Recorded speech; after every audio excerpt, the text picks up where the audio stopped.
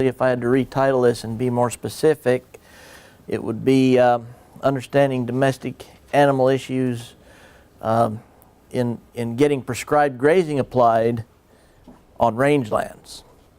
Because I always have to almost change hats when I talk about pasture lands because the grazing management is so different. So my comments today are in that context, domestic animal issues with getting prescribed grazing applied on rangelands. So, I've already told you earlier this week how much I thought of the working effectively with livestock producers training that NRCS puts on, and then I got a chance to take it when it was 2 weeks long early in my career at Texas Christian University. I started writing down most of these ideas the year I got back from this training. Okay, and some of you are going to recognize a lot of the things that I talk about. You'll run into them too while you've been working conservation plans.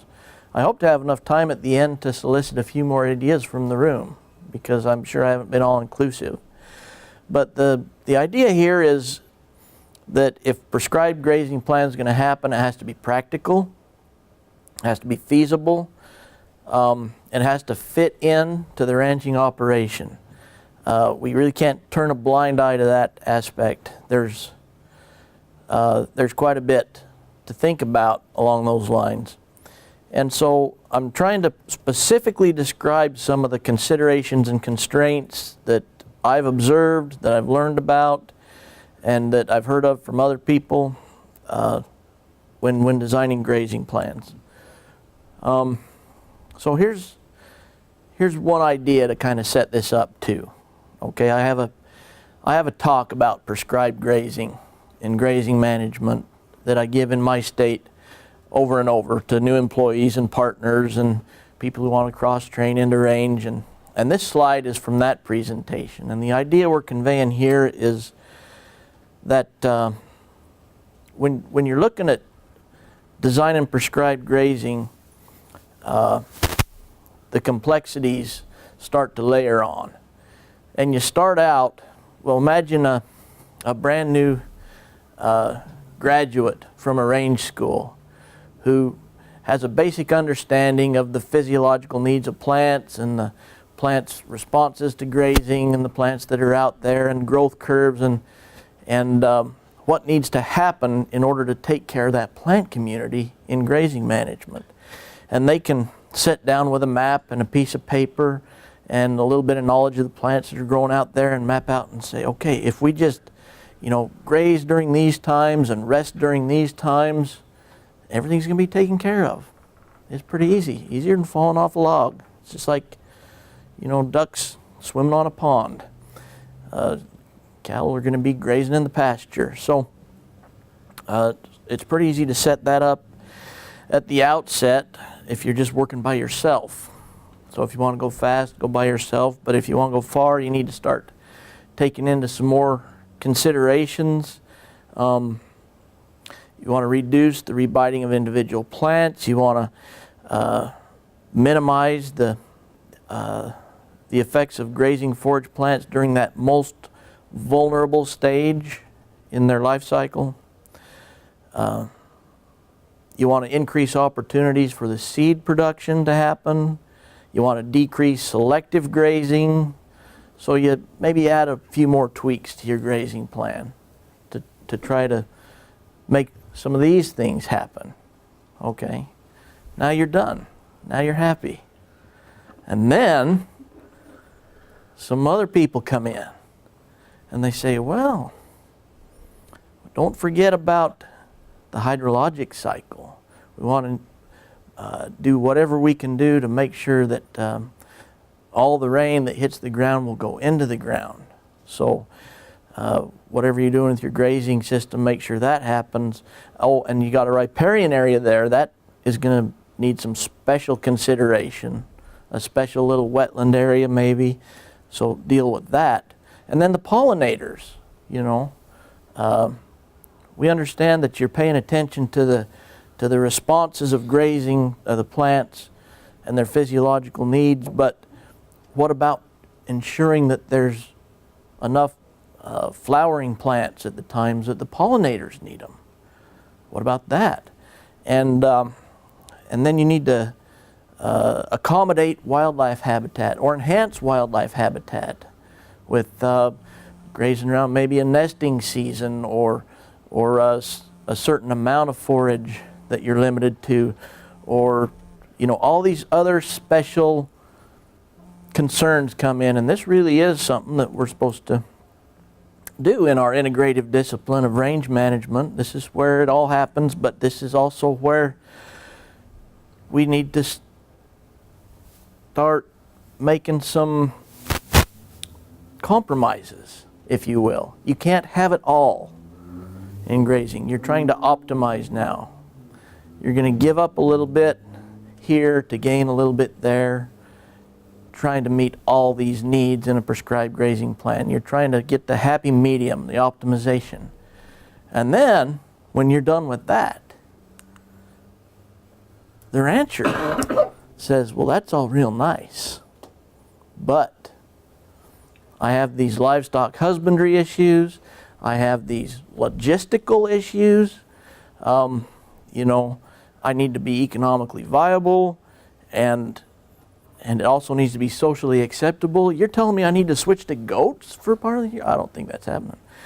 So I don't know what it is about goats, but there's a huge social thing there. I love goats, but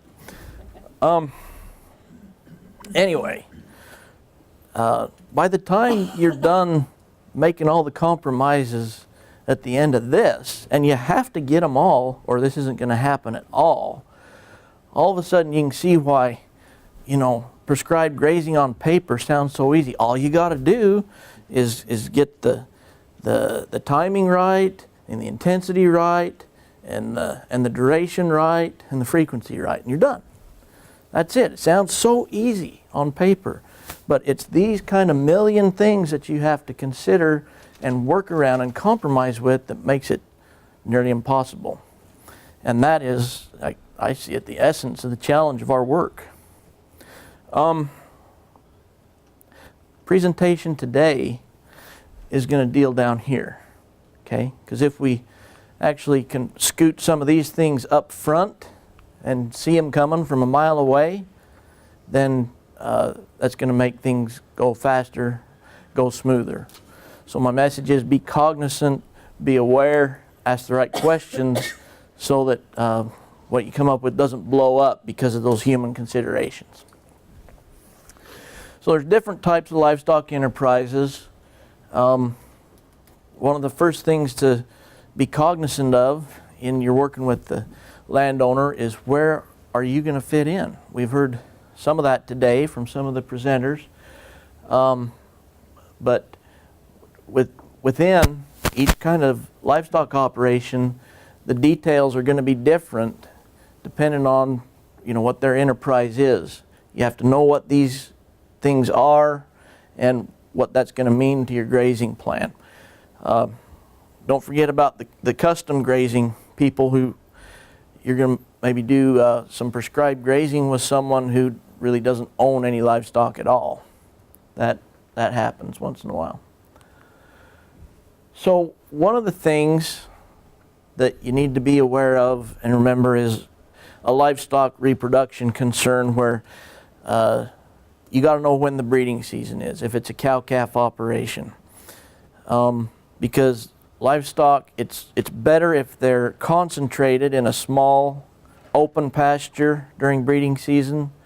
Things like heavy tall brush, rough terrain, or too large of a pasture size just makes it harder for the bulls to do their job. Okay, may or may not be a problem.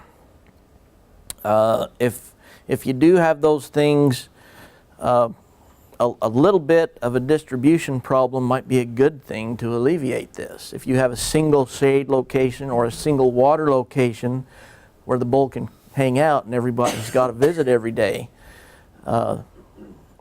then that might help this. But there might be a reason that landowner wants to be in that pasture at the same time every year.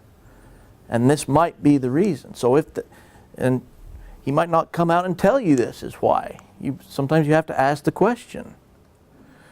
So if it is, we need to either create or find an alternative place where another breeding pasture might be, so we have choices now, so that we can accommodate the plants and can provide the rest. Okay? Another thing that comes up is some producers use artificial insemination, and if they do that, they need to be able to detect heat, which means the livestock have to be observed daily during this period of time. And they also need to be next to some working facilities. This might limit your choices on what pastures you can use during that particular time of year. Okay, these are the constraints I'm talking about. And this is where, I don't know, it's pretty easy to dismiss and say we really we don't build corrals for people, you know.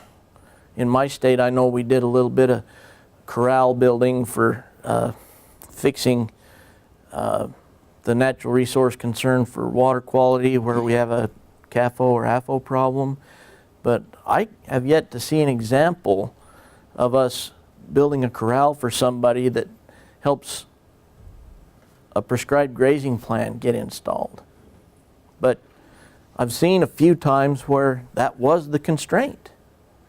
We have to be in this pasture during this time every year because that's where my facilities are. Well, feasibly, how could we make the conservation happen? We could build some more facilities somewhere else so that now there's choices, so the prescribed grazing can happen. Another livestock reproduction concern. It's not always easy to move livestock during the calving or lambing season. That may or may not be a concern for your rancher. It might be really infeasible if you're wanting them to cross a river to get to a pasture on the other end of the ranch. Okay? Which might have been the easy solution when you sat down and figured out what the plant needs were and how to provide rest during the growing season for all the pastures throughout the years. All of a sudden, you have to move the herd while they're calving or lambing. It's not going to happen. So, calving pastures need to have warm, sheltered, easy accessible locations where cows can be observed in case of any trouble. A loafing shed, a certain amount of brush, or we have a new practice now, don't we? In all our tech guides that we're dealing with, what's called livestock shelter structures. Okay, here you go. I can't be in that pasture during calving because there's no cover. How can we solve that problem? We can build you some cover to make that conservation happen. An example. Livestock reproduction, again, what if you've got a purebred operation or somebody that is really managing their genetics? We need, it's typical when you're designing prescribed grazing to want to combine herds into one so that we shorten the grazing time, lengthen the rest time, right? And sometimes that's not feasible just because we've got a breeding program going on. We got your group of heifers with the heifer bull and then the group of mother cows, which would be the basic one. And it just gets more complex from there. That just adds to our challenge of doing the work of how can we identify those constraints and then how can we use our conservation practices to remove those constraints, which might just mean an insane number of pastures in some cases. All operations aren't the same. So some key questions that you might want to ask a landowner and might want to remember, or if you're building a form that they fill out. I know in my state we had a time when we had an all-inclusive inventory questions form that people could fill out to get the conservation plan rolling. You might want to add things like, when is the calving or breeding season for your operation? And then you use your own knowledge of, putting the rest of the times together. Do you use artificial insemination? Where do you calve? Where do you bull up? Why do you do it there? Are there separate herds for breeding purposes? Those would be good questions to know. Livestock nutrition. Replacement heifers, if that's something that you're doing, is raising your own, or even if you're developing heifers, there are replacement heifer enterprises people do. They have additional nutritional requirements for growth above and beyond what your normal brood cow has. So maybe they need to be separated. Maybe your pasture is of good enough nutritional quality during the time that it really doesn't matter and everybody can hang together. Maybe they need to be separated just for this purpose. You have to be a little bit careful, even if the rancher isn't aware of this or doesn't think about this, and you're all proposing a new grazing management plan that might result in the forage in the pasture that you're going to be in being lower quality. This could turn out to be a disaster. So you need to bring these things up as well, so they can be thinking about them. So alternatives to deal with this could be separate pastures, or even having the brood cows follow the heifers, so the heifers get first crack at the pastures. Supplemental feed is used sometimes on rangelands to manage the body condition, to make sure they're up to enough condition for breeding when that time comes. The nutritional value of that range forage and any supplement needs that there may be, because a lot of people just guess, right? You can know precisely by using this near-infrared spectrometry analysis and the nutball software, which NRCS used to be really into, and in some places still is, but I know it's really tapered off in my state, the use of that technology. But we can sure guide landowners in that direction if supplemental feeding is something that they do, to help them decide, is this something I really need to do or not? Do you raise your own replacements? Yes or no? Do you treat them differently? Yes or no? And do you feed supplements? Are some key questions you might want to ask along these lines. Okay, livestock health. Grazing crop aftermath is a common thing that people do. Alfalfa, stubble in the fall, or a little bit of regrowth. If this is something that you're going to recommend as a new thing that's going to fit into your conservation plan, be very wary of the potential for bloat.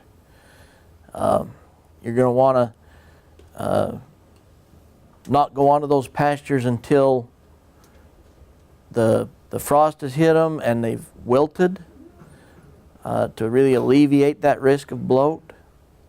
And this depends on the forage that they're coming from, of course. If you're really changing forage quality fast, it's more of an issue than if they're coming off something that's lush on alfalfa. It might not be as big a concern. The livestock health. Okay, there's issues with parasites, and especially on wet meadows, and these kind of livestock pests have a life cycle that you might want to understand if you're having wet meadows in your grazing system, in your management plan, so that your intervals and your times are set up to break those pests' life cycles. Poisonous plants comes up once in a while. Oh, did I make that too? Does anybody know that one? Golden pea, yeah. It's an Intermountain West deadly poisonous plant that grows in wetter areas. But if you have those in the pasture, the timing might be an issue. They might graze in the fall all the time because the poisonous plants aren't a problem at that time, where if you switched it to the spring, all of a sudden you can tip livestock over. So you've got to use your knowledge for that as that occurs. Some questions you might want to ask here. Do you raise your own hay or other crops? And do you graze the aftermath? Do you have parasite problems or not? Do you have poisonous plant problems or not? Just so you know up front to be on the lookout. Facilities and infrastructure. The easier the plan is to follow, the more likely it is to happen. When you're setting up your plan, try only to move to adjacent pastures. If you have to skip over 2 pastures to get to pasture 4 in your rotation, that can be a real pain in the butt to make happen. Moving cattle across roads, across railroad tracks, doing stream crossings can be barriers at certain times of the year, or might just be a pain all the time. The labor requirements can really go up if you're asking somebody to go through this. It might be just impractical. Make sure and have these discussions. The adequacy of your existing facilities like fences and troughs and corrals should be considered real careful before you even start your plan. And by adequacy, just not the number of them, but I know in Utah there's been several instances where you know, a large pasture with really low stock density that was grazed for a long time might have had an old bathtub with a little spring development that just trickled in, and it was fine. It was fine. That worked great. But when we started changing things and made the pasture smaller or the herd size bigger, even though you're there for a shorter amount of time, even though the same amount of forage is being removed, your stock water requirements went up. And all of a sudden the little bathtub with the trickle in spring development is not cutting it anymore. So watch that. You not only have to have the right size, you have to have the right flow of water for the number of livestock that's going to be there, or enough storage. You got to solve that problem somehow. Livestock marketing. The shorter the distance between the gathering pasture and the shipping corrals, the less shrink the rancher has to endure on the sale of the animals. You know what shrink is? Who can tell me? Loss of weight from water usually. Loss of weight from stress or working them, or you know, being held in the corral for a long time without water or whatever. It can be significant. It can be, you know, pushing up, I don't know, 6% or more on the weight. That's a lot. If you're asking them to, okay, when you gather in the fall, bring them a really long ways to your shipping corrals, you're asking them to take a big bite out of their paycheck. Facilities and infrastructure. The pastures, proximity corrals, and working facilities is critical during any time those livestock have to be worked. You have to be cognizant of what kind of operation it is and what they might be doing throughout the year. Are they doing artificial insemination, pregnancy checking, shipping and receiving when you're coming on and off, when it's time to go to the sale, when do you do vaccination and any other branding or what have you? When are you doing those things? Where's your facilities for doing those things? And how can we make sure that fits into the grazing plan? You're going to run into a lot of problems when you consider all these things on a ranch. And you're going to learn why sometimes the pattern of grazing that's being adhered to now is happening. It's because they're trying to accommodate these things. And to me, our job is, you got to think this way, identify those constraints, and figure out how you can remove them. Figure out how to break down those walls so that now there is choice on whether I graze this pasture or that pasture. Okay? Lifestyle constraints. Livestock producers are a pretty diverse group. As we've heard today, a lot of them, most of them work off farm. There's a lot of absentee owners, and if you have too many pastures and too many moving dates and this is too complicated, this is a big reason that continuous grazing happens right here, is people don't have time to put into their operations.